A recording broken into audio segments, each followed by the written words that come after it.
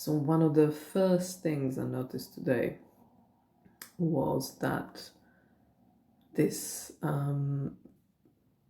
sort of criteria set for my pivot number 2 of passion, joy, excitement, heart-led life for 2 weeks or however long is left on this challenge for me, is that it's just too high volume vibration. And by high, I don't actually mean quality. I'm not saying it's not quality, but I don't, in my experience, the way I conjure it up, passion, excitement, and joy have something shrill about them. Or maybe, yeah, I'll stay with shrill. I can't think of a better word. I don't know if shrill has some kind of maybe creepy connotations as a word, which isn't what I mean. It's just when shrieking, right? Maybe, or is that also creepy? Basically, just not a harmonious sound. It's a bit when it's off tune, when you're not hitting the high note and you're just kind of shrieking. Yeah, like if you think of American Idol or any kind of those sort of reality TV shows when ordinary people who are not trained singers, some phenomenally talented, others not so. So with not those not so sing, and they want to hit some high notes of, I don't know, Whitney Houston, Tina Turner, or Ella Fitzgerald, and they can't. That's the kind of my experience. Not all. So there are flavors of all of these that I have experienced in a way that it feels nourishing and satisfying and kind of substantial. That's it. But, and that, yeah, I suppose I'm not sure. Yeah, I'm not sure whether what I've experienced today is actually a form of that. But so basically, within like few hours in the morning, I was thinking, okay, it's not really, I don't really wanna or can go or even care to go to those places the way I would say, yes, I've done it. It doesn't appeal now. So there's that piece. And the second piece is that I was back and forth from those thoughts and those kind of like a loopy negative thoughts that would drag me down. But because I set this kind of intention to live my days, focusing on this, not dropping too low, not dropping too high, maybe even, but certainly not too low. So kept remembering that, and that was at the forefront of my mind, which definitely did a trick of. So that what I was doing is like, I didn't want to dismiss whatever was coming up too quickly. So I was letting it come up, and it would be at the moment my most pressing kind of painful dynamic in my life in relational is with my mother. And so I'm having all kinds of conversations in my head with her in between my once 2 weekly conversations I actually have with her, like phone conversations, and they're all the kind of history stuff that I just wanna be done with. And so I'm kind of having those conversations as a way of training ground for myself. But what I notice is that they're not just that; they're actually like loops. It's like reflex, It's like a learned behavior. It's like as soon as my mind is just yeah, when a record is stuck and it just keeps repeating the same old. It's not. Yeah. So my point is, it's not for me to do the work in order to have those difficult conversations with her or to move past even in the need to have them. I don't actually have to think about those conversations and her in general in that way as often as I do. So in that sense, I was reminding myself, or rather, as I was becoming aware of what was going on, as soon as it actually happened, I would soon realize, yeah, it's a good conversation, but I think I already kind of had it in my head a couple of times, or a few times already, so don't have to do it again. There's no need. And there was also this thing that maybe there will never be a need for it. So I was stressing myself over things that, or training myself, which is, like any training, you are sort of pushing yourself outside of your comfort zone, and you're not necessarily enjoying what you're doing. So imagine just a kind of athlete type of training, they end up, really, breaking sweat and really getting exhausted, so occasionally even hurting themselves, or just, in pain, physical pain, to achieve certain levels of fitness, let's say, and skill. So that's kind of how this felt. So it's not fun. It's not, me going to those places in my head with her. It's, as much as I feel like I'm actually, flexing some of my own muscles and strengthening them, it was like, I wasn't enjoying the exercises, the training. It's not pleasurable. It's not any of those things I wanted to be aligned with. I wanted to be embodying. So I invite those energies of passion, joy, excitement, none of that. So like, well, no, there's no need for these 2 weeks. I'm gonna just do without it and see, and I'll be speaking to her, and let's see how that would affect it or not. And so my point is, maybe I was preempting and considering scenarios that would never happen, just for the sake of me practicing some stuff, and I may have over practiced unnecessarily. So there was that piece, and so, but all along I'm just continually thinking those words: passion, joy, excitement. Just didn't kind of even come close. Or they did, but not. It's just something that was a bit off, something off, like a big gap, and a kind of gap that I just wasn't interested in crossing over to that side. I was just happy to walk alongside that sort of canyon, let's say, a riverbed. I wasn't interested in crossing over. And I was wondering why, like I say, that isn't what it is that I actually was gaining but not crossing over. Because I was being aware of all this stuff I just spoke about, and doing the changing of my direction, my intention, my attitude, my vibration. I was getting hits of something good, and so those were a sense of satisfaction, sense of fullness, and that's the one, fullness. I mean, I put here satisfaction, alignment, because that's what it felt like. I just kind of came back to myself. And it's something I talk about here often, and it's something. And so I came back to myself, and in coming back to myself, it's like I sat down into my chair, the chair that's molded for my body, for my bum, for my shape, and it's comfortable and supportive, and it just fills the gaps that it needs to fill, and it's my chair, and that was the sensation, and I kept smiling. I noticed myself, as this was like, it's been a quite triggering day on God knows what many levels, and what to do and whatever. So I had various kind of irritations happening, and I'm snapping, but I'm not snapping outwardly too much.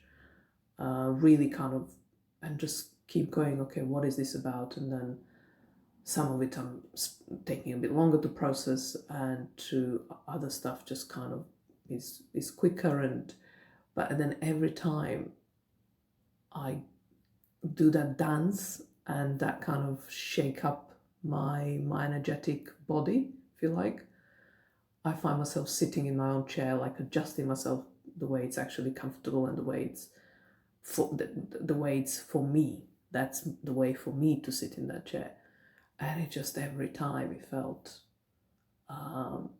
yeah, just like I say, like a little mini victory, but not in any kind of I won over anyone else, but I did right. I found my position. I found my place. I found that is mine, and therefore I wasn't rattled anymore.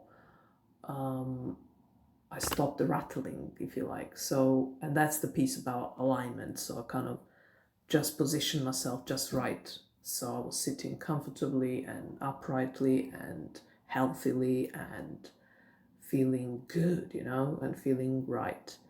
And therefore that's a recipe for satisfaction for me. So, but it was a battle, and it was probably harder than I thought. And what I was struck by was that it's almost like, why did they even suggest this pivot? Like, what did, I mean, I know because I know what I said in the video, the last video, but it's like that, that feeling, whatever sprung me on was very short last lived. But then since I've been diving into something to do with human design and gene keys and my holographic profile, I think it's holographic, hologenetic. I'm not sure what it's called exactly. And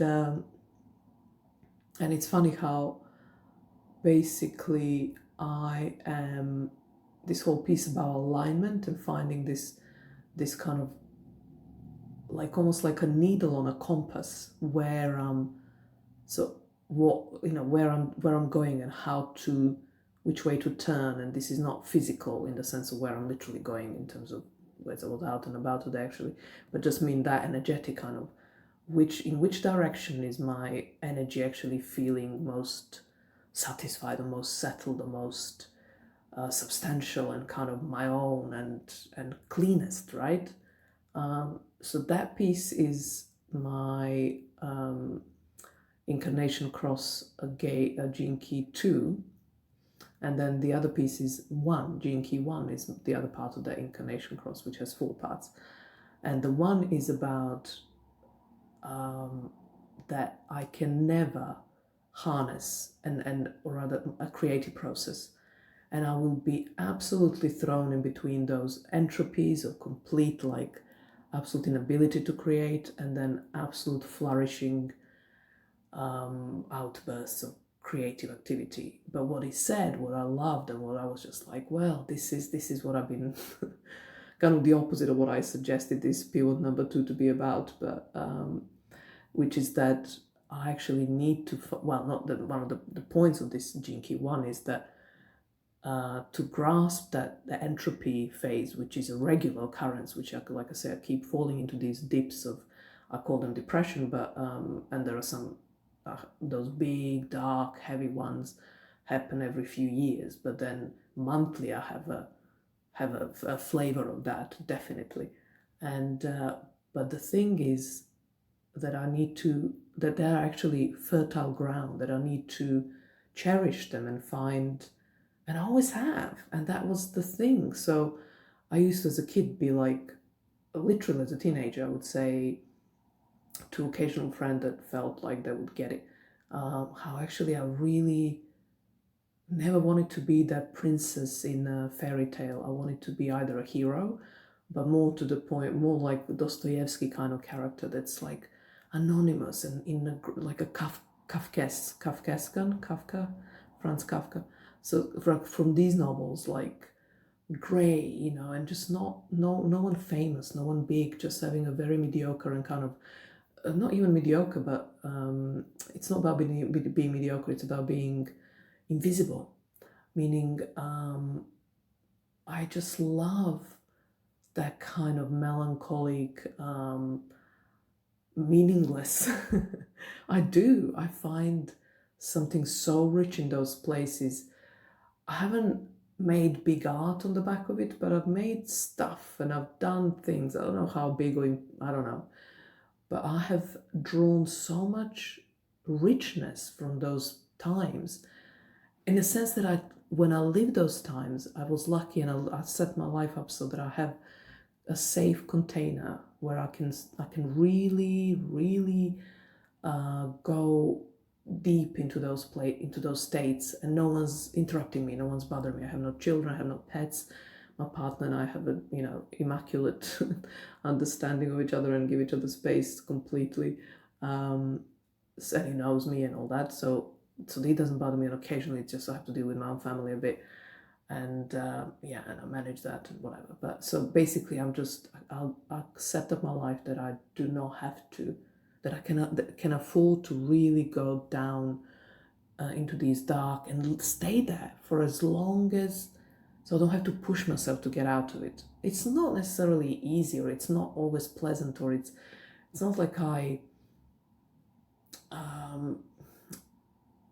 want to stay there forever. But when I'm there, 8 out of 10 days, let's say, on average, I really find the experience, so the complexity of it, and all these, pains and aches and horrors and terrors and fears and whatever else comes up, and more than anything, nihilism, like nothingness, like meaninglessness, like what is the point, the knowing that really meaning is what we say it is. But what if I just, therefore it's meaningless? Do you see what I mean? It's like, if I don't say anything, it's nothing. If I say it's nothing, it's nothing. It's like, it's not bigger than me unless I say, it's, yeah. So anyway, but just in that I just shared, I find as if you see me now, I can't, it's too dark to have a visual video. I'm actually beaming.